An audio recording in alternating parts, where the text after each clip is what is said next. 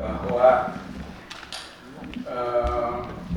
perbuatan yang melanggar hukum dari Presiden Jokowi itu dari sisi politik adalah perilaku tirani dan oligarki. Artinya ada penggerusan serta menghilangkan asas demokrasi atau kedaulatan rakyat.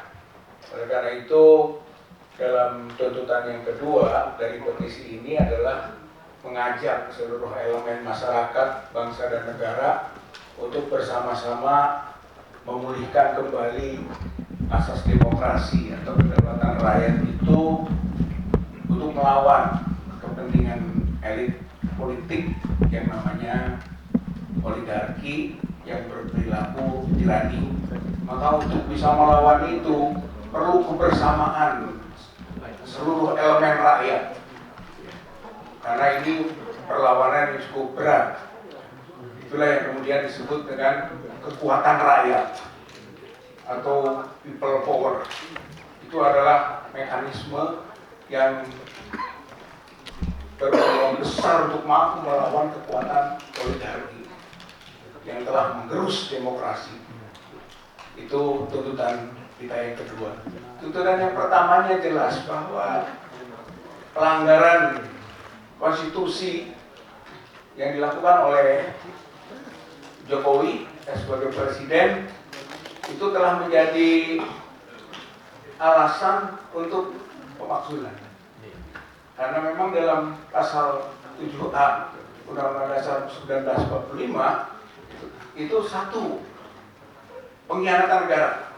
Yang disebut pengkhianatan negara menurut Undang-Undang Pilpres itu adalah melanggar konstitusi.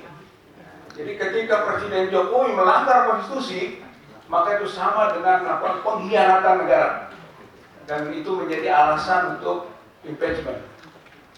Yang kedua adalah KKN atau korupsi. Korupsi ini korupsi berjamaah. Menteri-menteri terbukti korupsi dan tidak ada visi menteri. Yang ada visi arahan dari presiden. Dalam hukum itu ada mededager, siapa yang menjadi pelaku lain. Tidak mungkin seorang menteri berbuat tanpa ada koordinasi. Oleh karena itu, korupsi yang terbukti pada instansi di bawahnya tidak bisa dilepaskan dari tanggung jawab atasannya. Oleh karena itu juga menjadi alasan untuk pemakzulan. Dan selanjutnya yang penting juga perbuatan tercela. Perbuatan tercela itu alasan hukum untuk pemakzulan berdasarkan pasal 7A pasal 45 tersebut. Dan itu sudah kita bisa baca perilaku tercelanya Presiden Jokowi yang juga melanggar ketetapan MPR nomor 6 tahun 2001 tentang etika kehidupan berbangsa. Tidak ada etika lagi dalam perilaku politiknya. Sikap-sikap ikut campur dalam urusan capres saja membuktikan tidak ada etika. Belum banyak perbuatan lain, termasuk dugaan ijazah palsu. Itu adalah perbuatan tercela. Dengan begitu bisa jadi alasan hukum kita untuk bisa memakzulkan yang diatur oleh Undang-Undang Dasar 1945. Jadi baik people power maupun tekanan-tekanan lain untuk proses pemakzulan Presiden Jokowi itu konstitusional, berbasis hukum, bukan makar. Yang makar justru Presiden Jokowi dan oligarkinya.